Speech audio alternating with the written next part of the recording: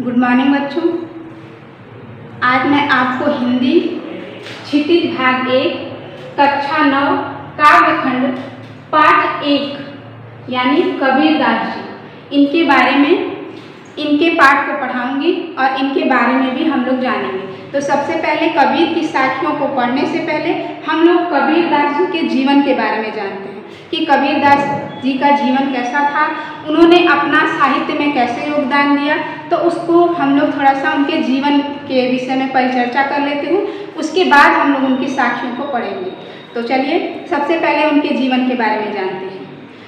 साहित्य जगत में विशेष स्थान रखने वाले कबीरदास जी के जन्म और जन्म स्थान को लेकर विद्वानों में मतभेद देखने को मिलता है। कुछ विद्वान इनका जन्म काशी में सन 1398 ईस्वी तथा कुछ सन 1440 ईस्वी में हुआ मानते हैं। ऐसा माना जाता है कि इनका जन्म एक ब्राह्मण परिवार में हुआ, लेकिन विधवा होने के कारण इनकी माँ ने इन्हें लहरतारा नामक तालाब के किनारे छोड़ दिया। वहाँ ये एक मुस्लिम जुलाहे दंपत नीरू व नीमा को मिले। उन्होंने कबीर का पालन पोषण किया। माना जाता है कि कबीर पढ़े लिखे नहीं थे, जैसा कि उनके दोहों से पता चलता है कि मसी कागज छुयो नहीं, कलम गढ़ो नहीं हाथ, यानी कि कभी भी उन्होंने स्याही और कागज को छुआ नहीं और कलम को कभी पकड़ा नहीं। तो बेटा वो पढ़े लिखे नहीं थे, ये बात दिमाग में रखिएगा। वो एक ही ईश्वर को मानते थे। अवतार, मूर्ति पूजा आदि में वो विश्वास नहीं करते थे। वे निर्गुण ब्रह्म के उपासक थे। कहा जाता है कि कबीरदास वाराणसी के पंचगंगा घाट की सीढ़ियों पर रामानंद जी की प्रतीक्षा में लेट गए। जब स्वामी रामानंद जी सीढ़ियों से उतरे तो उनका पैर कबीरदास जी के शरीर पर पड़ा और उनके मुख से राम निकला। उसी राम को दीक्षा मंत्र मानकर कबीरदास जी ने रामानंद जी को अपना गुरु मान लिया। कबीरदास जी की पत्नी का नाम लोई था, उनके पुत्र का नाम कमाल व पुत्री का नाम कमाली था। इनकी भाषा सदुकड़ी है, यानी पंचमेल खिचड़ी है, क्योंकि इनकी भाषा में सभी जगह की भाषा का मिश्रण मिलता है, जैसे राजस्थानी, हरियाणवी, पंजाबी, खड़ी बोली, अवधी और ब्रज भाषा। कबीरदास जी मानते थे कि गति कर्मों से के अनुसार मिलती है, ना कि किसी विशेष स्थान पर मृत्यु के कारण। इसीलिए वह अपने अंतिम समय में काशी को छोड़कर मगहर चले गए, क्योंकि मान्यता थी कि काशी में मरने पर स्वर्ग और मगहर पर मरने पर नरक मिलता है। मगहर में सन 1518 में उन्होंने अपनी अंतिम सांस ली। इनकी रचनाएं, इनकी वाणियों का संग्रह बीजक है, जिसके 3 भाग हैं, साखी, सबर, रामायण। तो बेटा हम लोगों ने कबीरदास का जीवन परिचय जाना। तो अब हम उनके साखी यानी उनके साखी जो उन्होंने लिखा है उसके बारे में हम लोग जानेंगे और उसको पढ़ेंगे। तो साखी का मतलब क्या होता है, सबसे पहले इसके बारे में हम लोग जानेंगे। साखी का अर्थ होता है साक्षी, यानी किसी का प्रत्यक्ष वर्णन करना साखी कहलाता है। तो जैसे किसी घटना को देखकर उसका प्रत्यक्ष वर्णन साखी होता है, और साखी का अर्थ आप लोगों को मैंने बताया कि साक्षी होता है। चलिए हम लोग साखियाँ जो कबीरदास जी ने लिखा है उसको भावार्थ सही समझते हैं।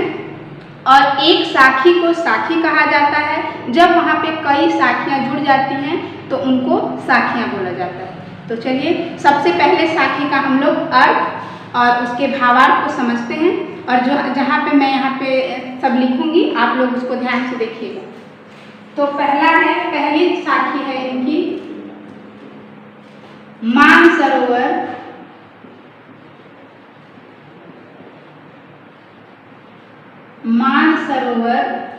सुभर जल।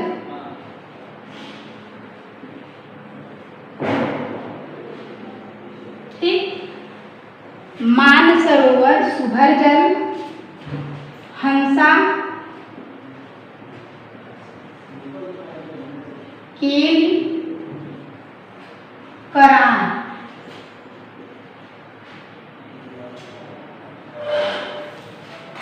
मुक्ता फल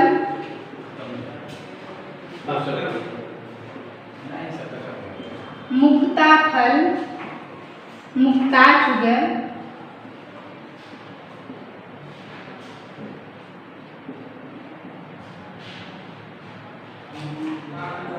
अब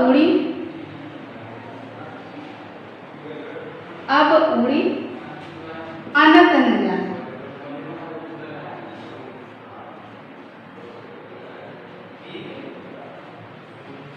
तो इसका हम लोग अर्थ समझेंगे। आप लोगों ने बुक निकाला होगा तो सबसे पहले कबीर की साखी आई है और उसमें सबसे पहला उनका साखी का यही है जो मैंने यहाँ पे मेंशन किया। ठीक है, तो पहले हम लोग इसके बारे में, इसके अर्थ के बारे में जानते हैं। चलिए, भावार्थ। पहले तो मान सरोवर में क्या होता है? मन रूपी सरोवर, यानी मन रूपी सरोवर। और सुभर मतलब क्या होता है? आनंद जल, यानी जल को क्या बोला गया है? आनंद जल।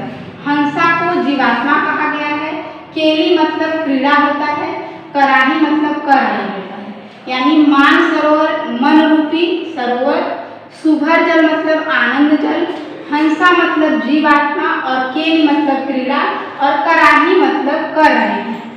मुक्ता फल मुक्ता चुगे, यानी मुक्ता फल का हो गया अर्थ आनंद के मोती, चुगे मतलब चुगना, अब मतलब अब, उड़ी मतलब उड़कर, अनंत मतलब अन्य, न जान नहीं जाना चाहते।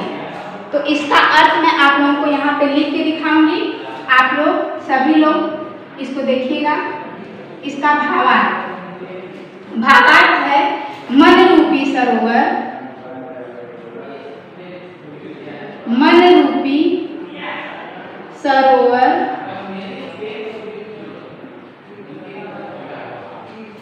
आनंद जल से,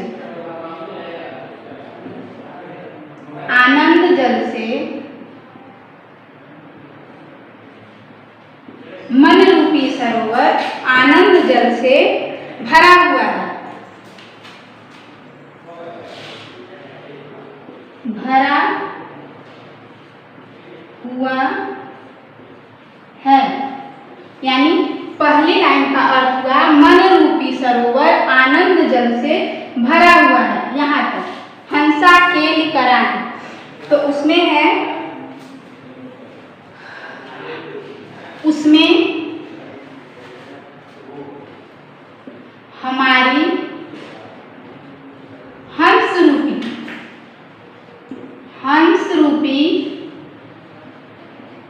जीवात्मा क्या कर रही है? क्रीड़ा कर रही है। यानी मन रूपी सरोवर आनंद जल से भरा हुआ है, उसमें हमारी हंस रूपी जीवात्मा क्रीड़ा यानी खेल कर रही है।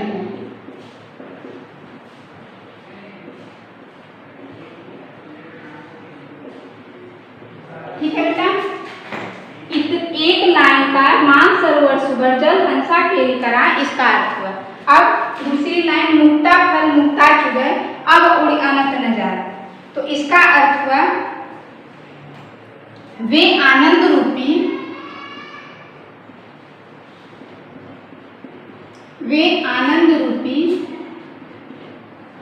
मोतियों को चुग रहे हैं। कौन चुग रहा है? हंसा, यानी हंस रूपी जीवात्मा क्रीड़ा कर रही है और आनंद रूपी मोतियों को चुग रही है।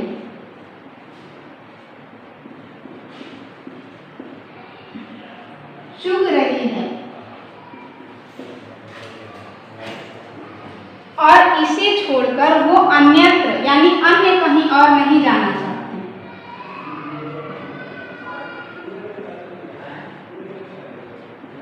इसे छोड़कर वो अन्यत्र नहीं जाना चाहते।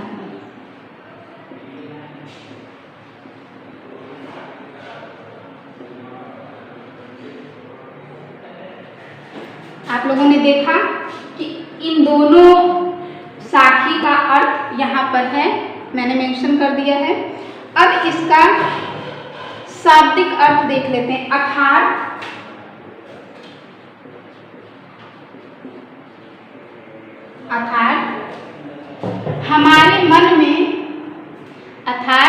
हमारे मन में ही ईश्वर निवास करता है, उसे ढूंढने जाने की कहीं आवश्यकता नहीं है। अर्थात हमारे मन में ईश्वर निवास करता है,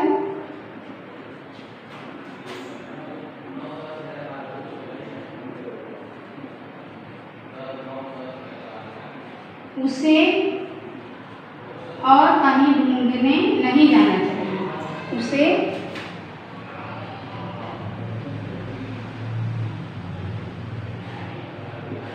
कहीं ढूंढने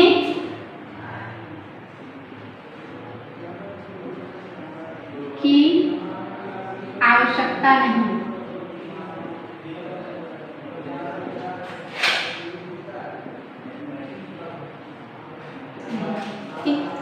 तो आप लोगों ने इसका अर्थ देख लिया।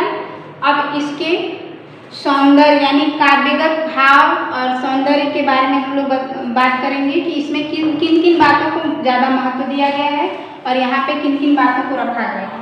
तो पहला है, यहाँ पे मैं लिख दे रही हूँ भाव सौंदर्य।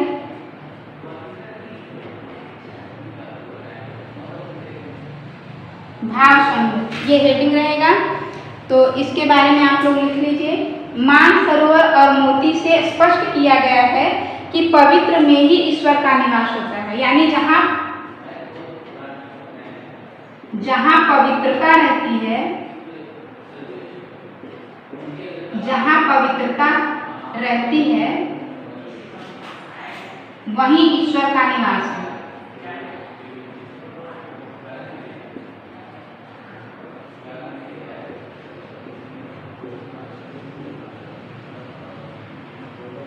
वहीं ईश्वर का निवास। ठीक है, ये पहला पॉइंट हो गया। दूसरा पॉइंट है केल करान। देखिए यहाँ पे केल करान यानी क और क की आवृत्ति 2 बार हुई है, यानी यहाँ पे अनुप्रास अलंकार है। और यहाँ पे मुक्ता फल मुक्ता चुग यानी मुक्ता और म यानी म वर्ण की आवृत्ति 2 बार हुई है, तो यहाँ पे अनुप्रास अलंकार है।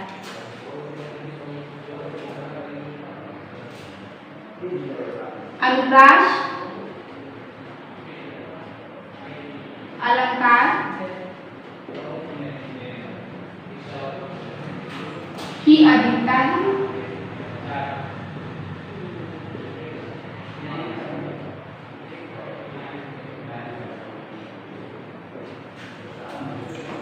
और इनकी भाषा का भी लिख लेते हैं। दोहा, छंद और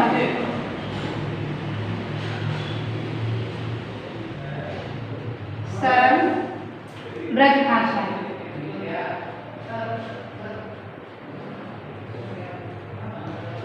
तो यहाँ पे भाव सौंदर्य में 3 पॉइंट हैं। पहला है ये, दूसरा है ये और तीसरा है ये। यानी आपने इस साखी का अर्थ अच्छे से जान लिया होगा। तो एक बार मैं इधर हट जा रही हूँ, आप सभी लोग इसको उतार लीजिए और उतार के इसको कॉपी पे आप लोग लिख लीजिएगा। जब स्कूल खुलेगा तो ये चेक होगा। ठीक है, तो इसको ध्यान से आप लोग उतारिए। और मैं इधर हट जा रही हूँ।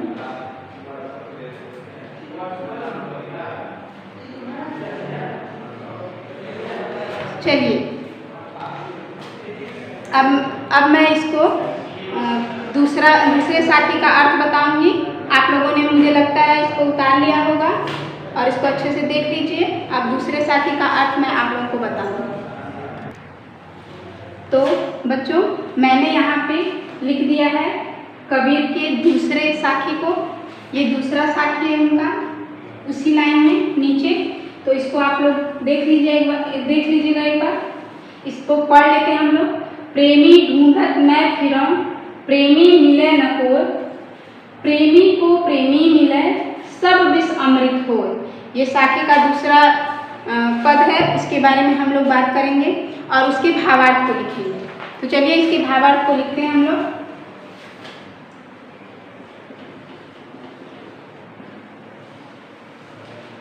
कबीरदास जी ने इस साखी में कहा है,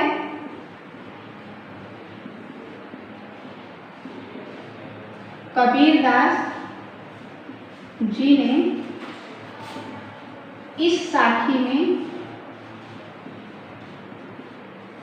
साखी में कहा है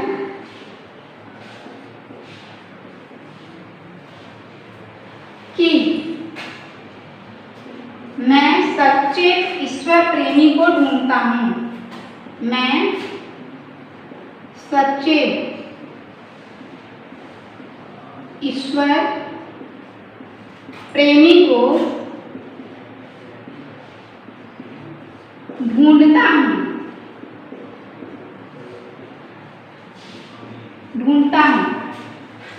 पर ऐसा प्रेमी कोई मिला ही नहीं। वो कह रहे हैं पर ऐसा प्रेमी कोई मिला ही नहीं, कोई मिला ही नहीं।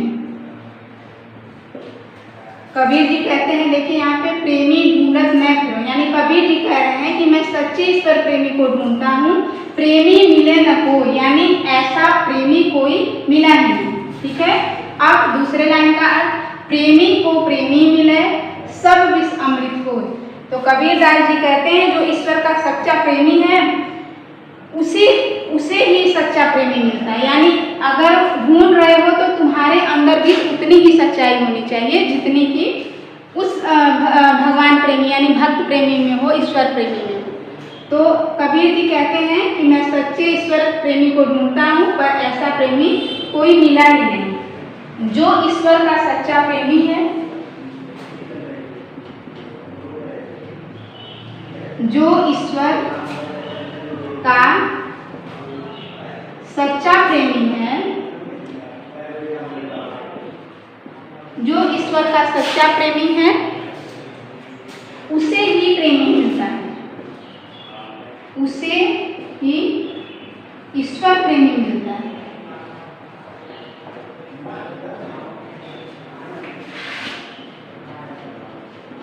यानी जो ईश्वर का सच्चा प्रेमी होता है उसे ही ईश्वर का सच्चा प्रेमी मिलता है। और जब ऐसा होता है, यानी प्रेमी को प्रेमी, यानी जो ईश्वर का सच्चा प्रेमी होता है उसे ही सच्चा प्रेमी मिलता है। तो जब ऐसा हो जाता है, यानी वो प्रेमी मिल जाता है, तो सब विष अमृत हो, यानी सांसारिक सभी कलुषताएं समाप्त हो जाती हैं और वो सारा विष अमृत में परिवर्तित हो जाता है। तो उसको हम लोग लिखेंगे यहाँ पे, उसे ही प्रेमी मिलता है। और जब ऐसा होता है, और जब ऐसा होता है, ऐसा होता है तब मन की, तब सारी बुराइयों का, सारी बुराइयों का विष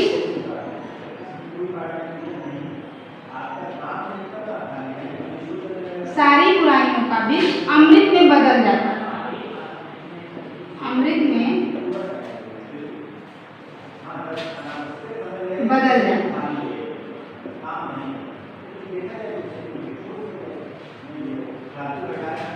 अब मैं यहाँ से हट जा रही हूँ, आप लोग थोड़ा अच्छे से देख लीजिए इसको। कबीरदास जी ने इस साखी में कहा है कि मैं सच्चे ईश्वर प्रेमी को ढूंढता हूँ पर ऐसा प्रेमी कोई मिला ही नहीं। जो ईश्वर का सच्चा प्रेमी है उसे ही ईश्वर प्रेमी मिलता है। और जब ऐसा होता है तब सारी बुराइयां समाप्त हो जाती हैं, सारी बुराइयों का विष अमृत में बदल जाता है। ठीक है बेटा। तो ये हुआ साखी के दूसरे साखी का दूसरा अर्थ, जिसे मैंने यहाँ पे लिख दिया है। आप लोग अब इसका काव्य सौंदर्य देख लीजिए।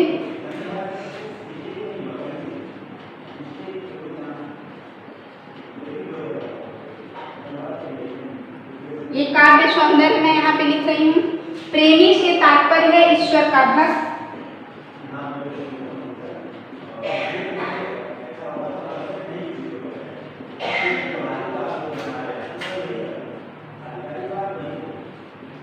ईश्वर का भक्त। और भाषा जो है वही दोहा, छंद और सरल भाषा का प्रयोग हुआ है।